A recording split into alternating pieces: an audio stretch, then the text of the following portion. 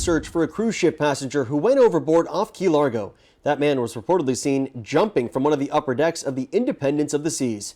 Local 10's Jeff Wines here, live now at Port Everglades with more. Jeff. Victor, all the way up from the 12th deck, to be exact, 12th deck down. No foul play is suspected. In fact, most people were sound asleep when this happened. Those two spotlights in the distance and in the dark are coming from lifeboats that were put into the Atlantic from the Independence of the Seas after a passenger went overboard. Amber Nolan, a freelance writer who operates the website Cruise Niche, was on board. She says this is where the 22-year-old man went over. We were told it happened over here by Johnny Rocket's restaurant.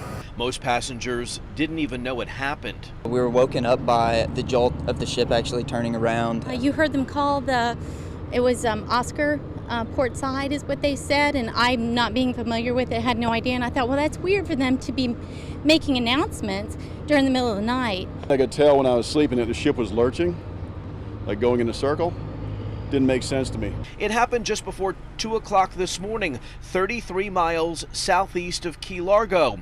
Witnesses saw the 22-year-old man jump from the 12th deck. I looked out the window and I could see the search lights. A Coast Guard plane, chopper, and cutter were sent out, but after hours of searching, the ship was cleared to head back into port. The captain came over and was just explaining what was going on, very solemn.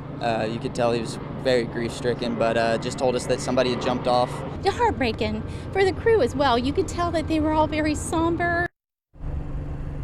The 22-year-old apparently on board the ship with his family at this point.